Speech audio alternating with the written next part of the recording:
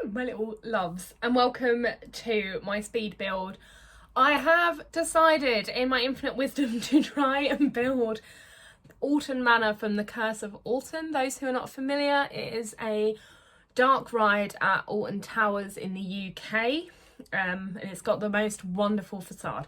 So I, in my infinite wisdom, decided to create this.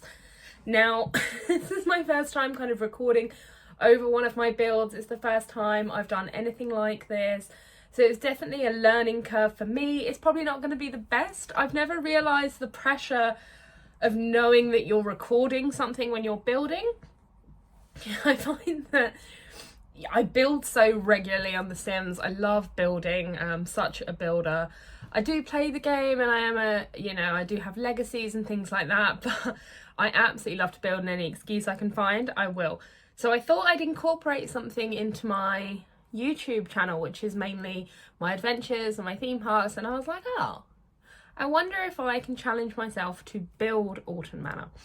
Now, as you can see from this video, I am not doing the best start. I decided to not build it on its foundations and add the foundations in later. My reasoning for that was I was getting in a bit of a flap. That's the only reason I can really give you. So I wanted the shape of it itself before I went on to kind of add those foundations and get everything else in there. So the roof and everything like that, the roofs don't even go there. It took me an age. You'll see throughout this video that I struggle and I constantly change the roofs pretty much throughout. I also realised when I was doing this that the paranormal pack would have come in handy. Now, I don't own the paranormal pack. I don't own every pack in The Sims 4 yet. I have a fair few, but I don't actually have the paranormal pack, and that would have definitely come in useful for this. Excuse me. So currently I'm just trying to build the turret that goes on the right hand side if you're looking directly at the manor house itself. Now, I hate circles. I hate using circles. I avoid circles in my builds for this reason, because this took me the longest time to put the roof on. It took me the longest time.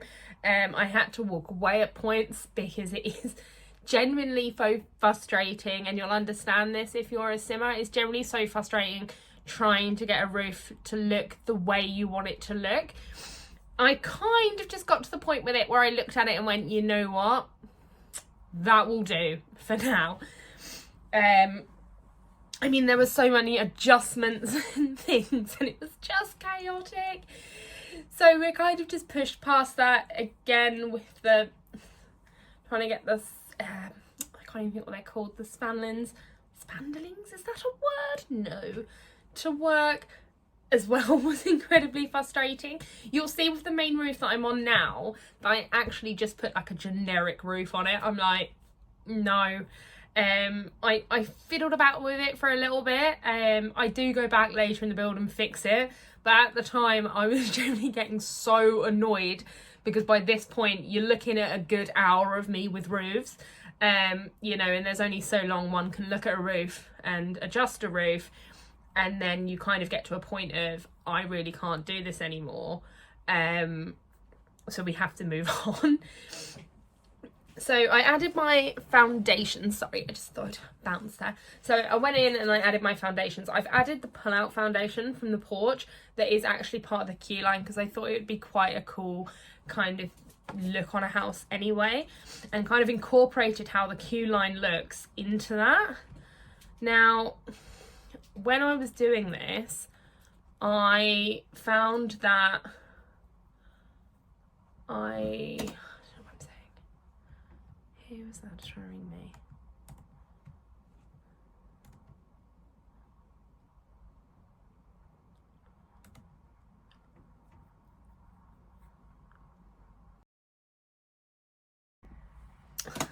So, look, it takes time. The foundations and like walls and everything, I always knew was going to be a bit of a challenge. I didn't realise quite how challenging it was going to be. When you look at something regularly, and you know it in your head, and then you go and build it, it is a lot harder than me just going, oh, you know, today I'm gonna build this or I'm gonna build that. I really struggled with actually trying to build something that I already knew, because I was so particular about how I needed it to look. You can also see an error that I just made just then, where I accidentally raised it a bar too high. And I do not realise this until a lot later into the build that I've done that. And it's my fault. I should have been paying attention. And it does, I can't remember what I'm doing, but I notice it later in the day. You'll also find as well that I use a lot of debug in this. For those who don't know what debug is kind of the buy menu that the builders of EA would use when they're making kind of like public areas or areas that your Sims necessarily can't not go into, but they can't as interact with, if you will. So it'll be like unplayable kind of items. So I use a lot of fencing and things from the debug menu. Everyone can access the debug menu. It is just quite a simple cheat. I'll put them in the description below so you can have a look. Don't be threatened by the debug menu either. It can be very overwhelming when you first look at it. You're a bit like, oh my goodness, what is all this stuff? But when you navigate it, you get really used to it, and it kind of just goes from there, really. Now, with the flower beds, I decided in my wisdom, I was like, I'm not going to try and raise the terrain because it was stressing me out. So I just got a lot of foliage and I raised it up to where I thought it should be. So in doing this, what this allows is kind of the illusion that there's, you know, dirt and plants and everything there. But really, it's just air, and I've cheated to make everything raised. And I do that using the Moveobjects cheat. Again, I can link that below. It's a very simple cheat. It just helps you manipulate items a bit better. So with this particular build, I didn't know whether to take the route of it should look as it does when you're at the ride, or should it look now as if Emily and everyone live there currently in its current state. And I've kind of blended the two together. I've kind of given the illusion, and you'll see it further along the track inside the build itself, but I've given the illusion that the house is not the ride, but it is the current kind of state and facade of the ride. So I haven't gone in and like made it necessarily the same layout as maybe the track, but I've gone in and made it look to the best of my ability how I believe the house would look, if you know what I'm saying. So I worked on the outside for, I realised that made no sense. I worked on the outside for a long time. I just needed to get some decorating in to make myself feel a bit better, because at this point I was like, I can't see the vision. I know what I wanted to execute. It was just a challenge to kind of get there for me. So we now find me kind of playing around with the terrain. I wanted to show, because obviously the queue line comes around, and I wanted to give it that kind of, you see the queue line, there's a nod to the queue line, but there's no actual queue line. So it's more just a dirt path that just leads off into the woodland. And the woodland, as we know, if we've been on the ride, is where the queue line actually is for Curse at Alton. And then I was in two minds. Do I add her blanket? Do I add extra things necessarily that wouldn't be seen by us when we're in the queue line? Because, you know, when we're in the queue line, you see things, and you can see me now putting a car in. Now, there is a big gate just where that end of the queue line is. Now, I was then like, so do I put a car there? Because in my head, there would have been potentially, I know the year maybe wouldn't have allowed for a car, but I wanted to give it that kind of illusion again that it is actually someone's house and it's not just a ride. So again, it's just that blending of the two kind of things going on.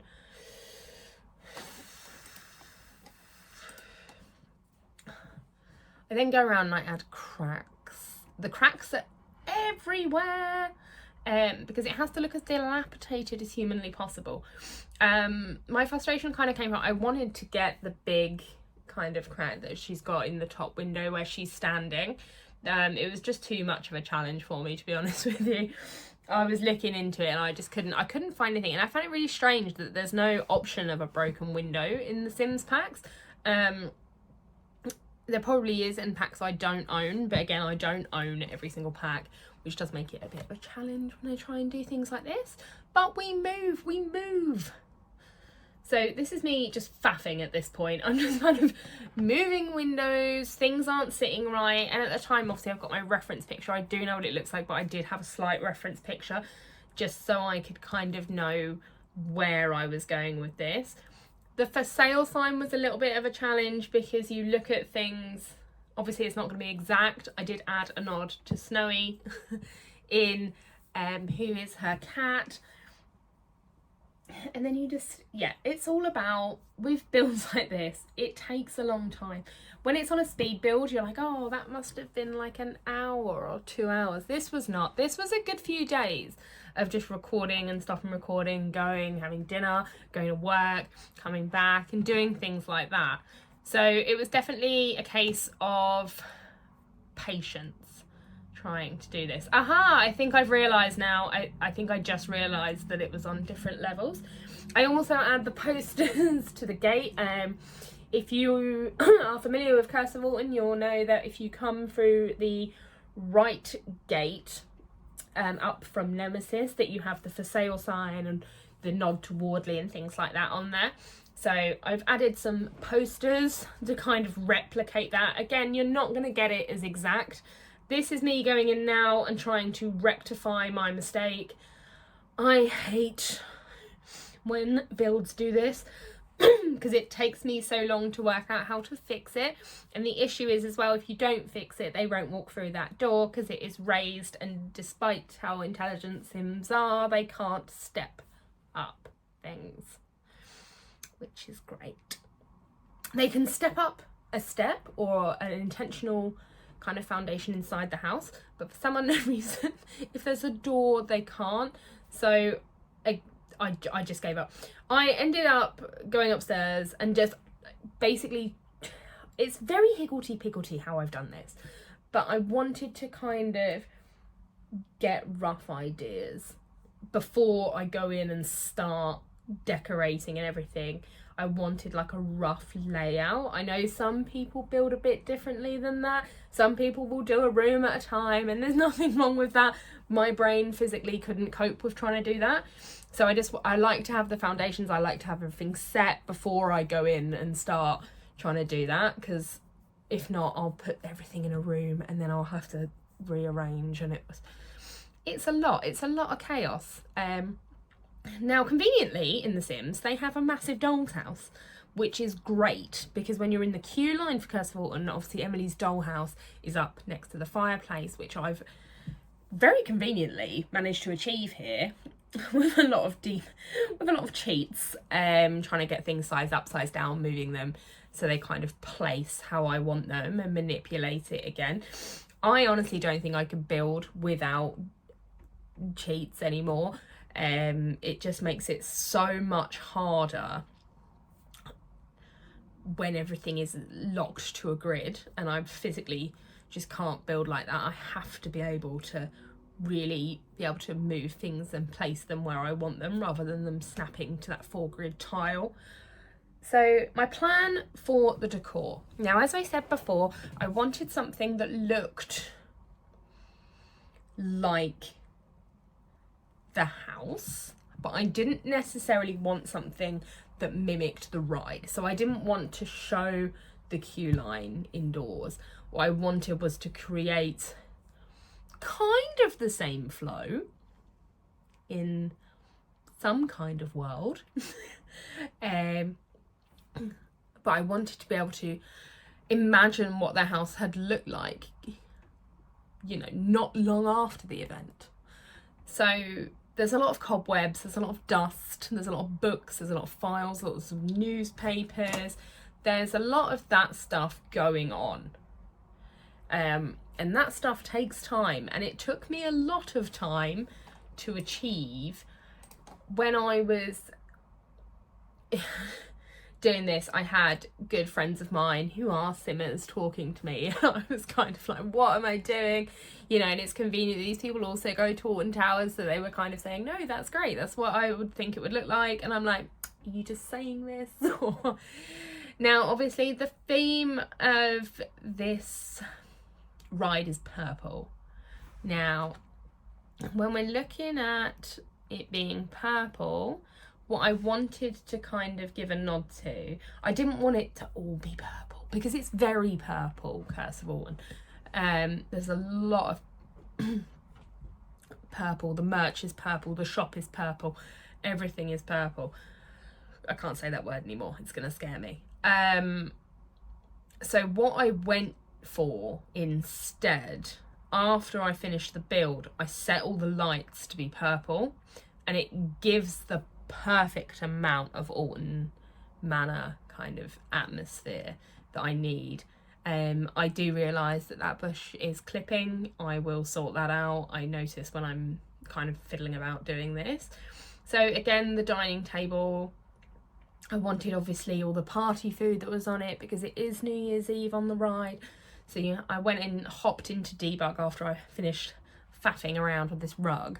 I hop into Debug, I go and search for like plates, cups, just anything, dirty food, you know, stuff that is used by the builders when they're creating these things, just to give that kind of presence of there were people here once, they're not anymore.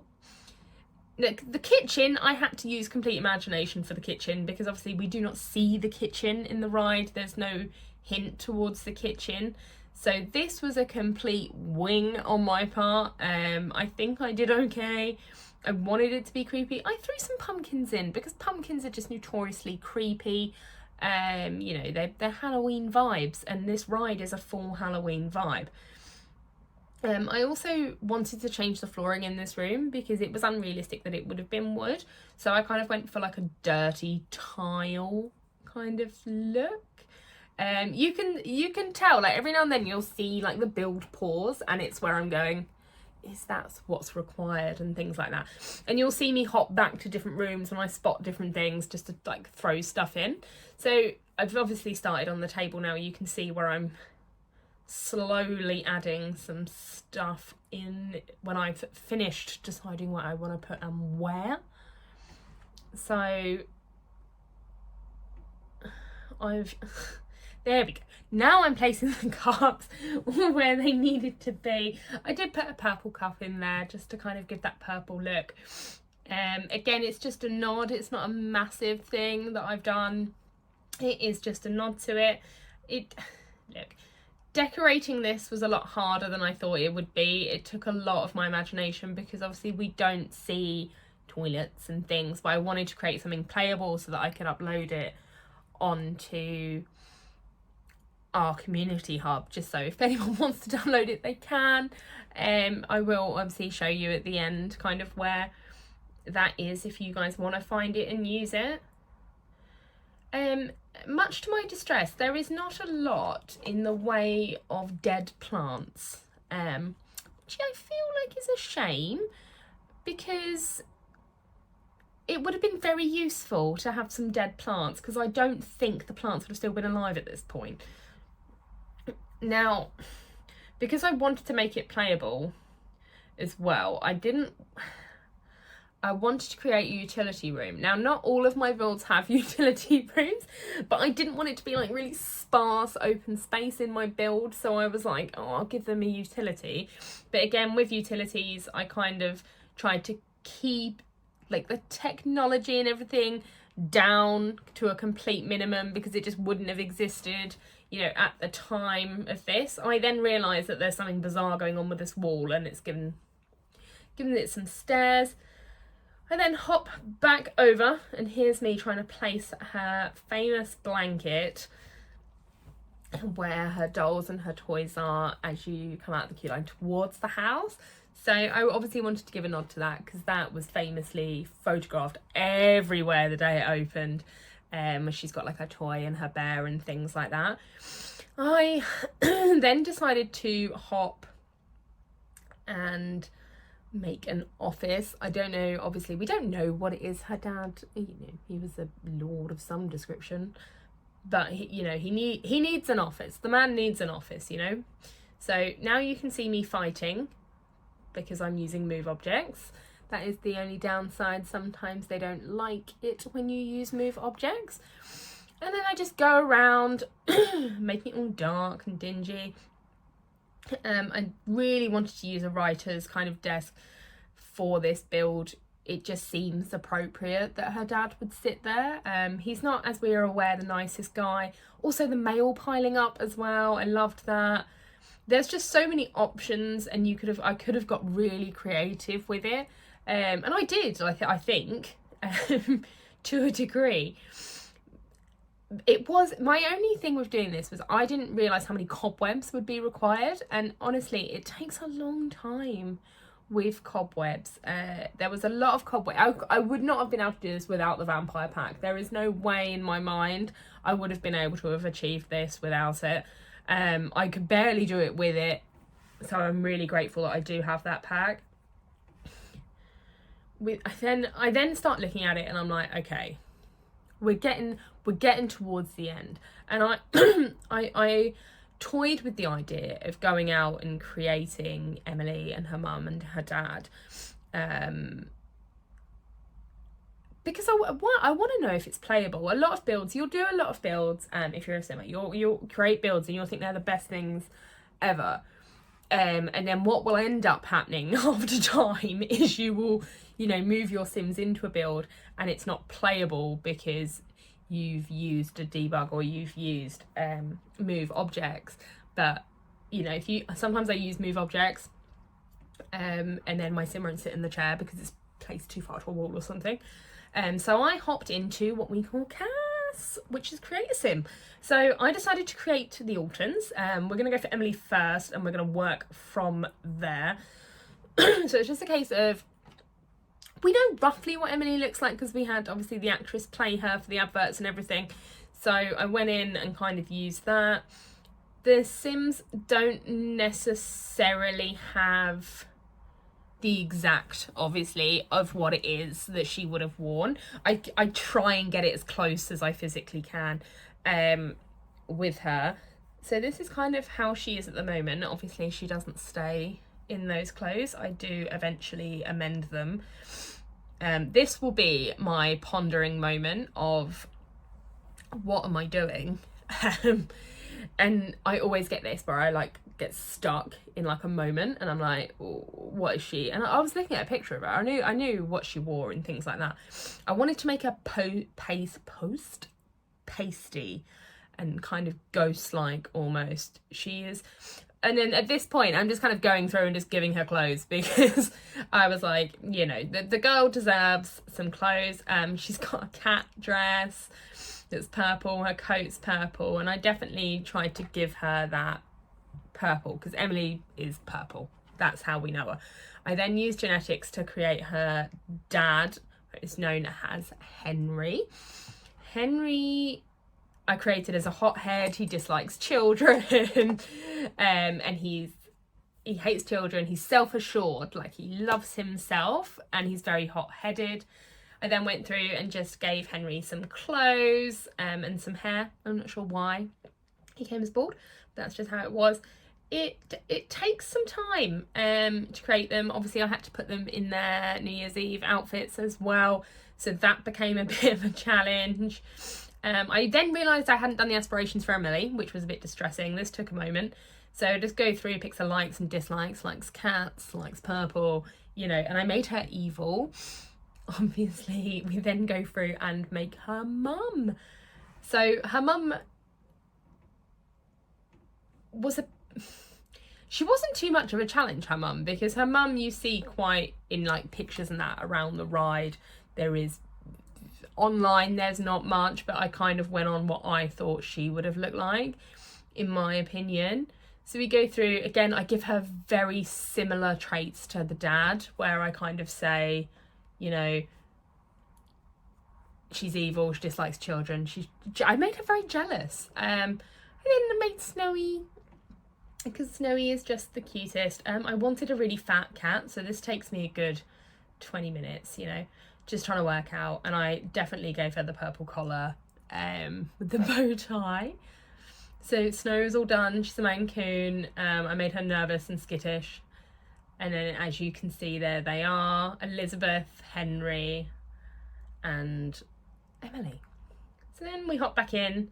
I just wanted to make it playable. I then realised that they didn't have any money, so I had to quickly unlock the house, again using a cheat to do that. So it is possible, you can unlock, you can get free houses.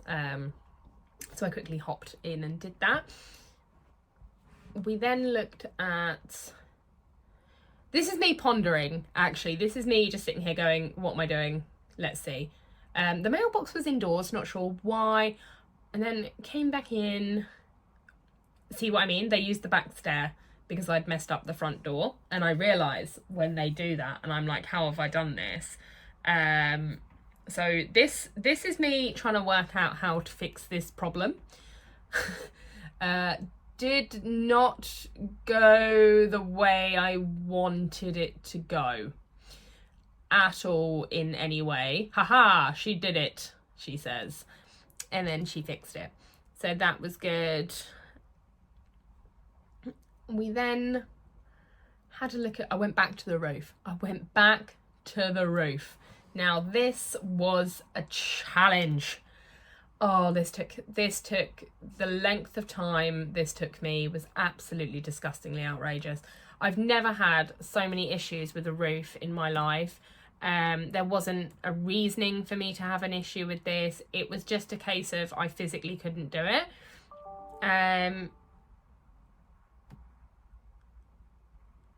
So I was looking, sorry, I went miles away then. So I looked into, with this roof,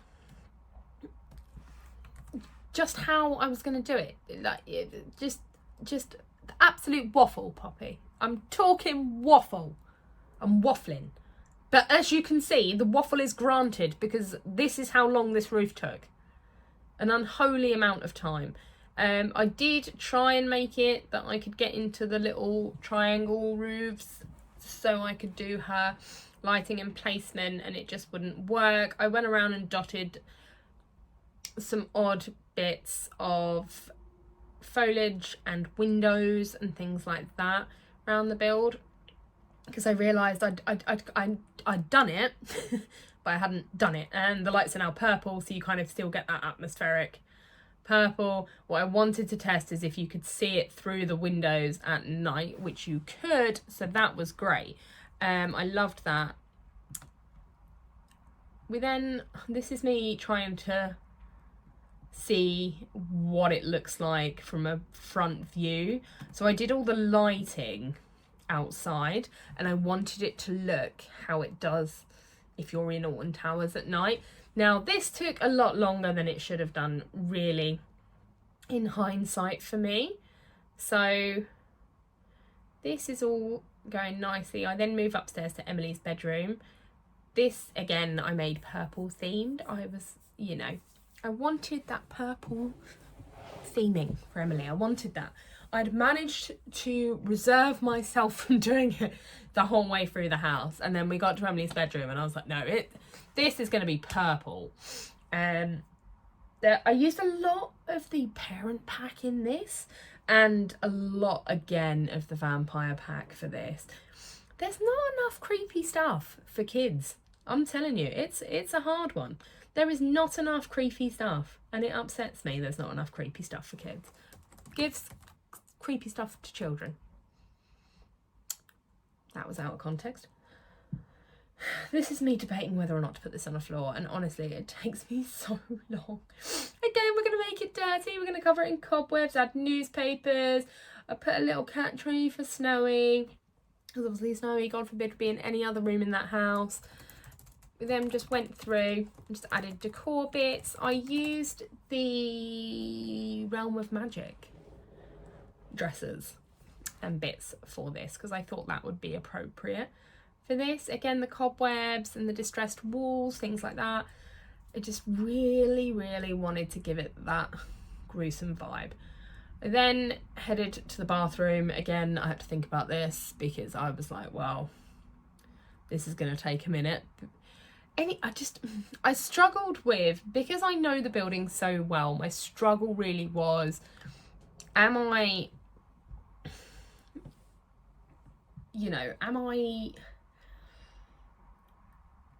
doing this correctly? Are people going to judge me and say, well, I wouldn't have put this there? Which is fine. It doesn't exist. It's not a real place. It is a ride. My imagination had to kind of be used for upstairs and, you know, their bedroom and things like that. I gave a lot of purple to them as well. I gave a lot of purple to the Altons. I did so well, and then the 2 bedrooms, because you can never use that colour. That colour in any other setting, that fuchsia pink purple, just can't be used. It's horrific. No one likes that. It's the worst swatch in The Sims, you know. And again, I did it in the hall because I was like, I never get to use this colour. I need to use it. And, you know, the time is nigh. The time is now. So I went through, obviously made them like a loungy area upstairs. You've got a lot of the photos. Of course, I had to use the giant photos of Vlad. What a legend. For those that play The Sims, you will be aware of Vlad. He is a vampire that, for some unknown reason, hisses. He's quite a cult part of The Sims 4. He just kind of turns up at your house and goes, so I had to have Vlad in there just for good measure. He also does a very nice portrait, so that was very useful. So looking at it here, I was actually so proud of what I'd done.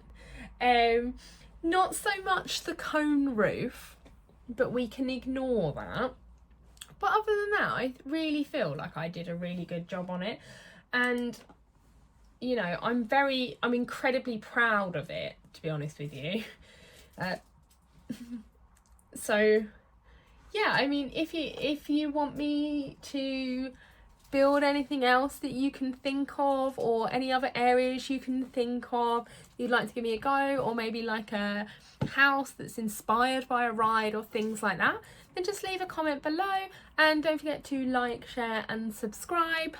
It's not always Sims content, but definitely if it's something you want to see, I can definitely incorporate it more into my adventures channel. So yeah, thank you for watching and have a great day.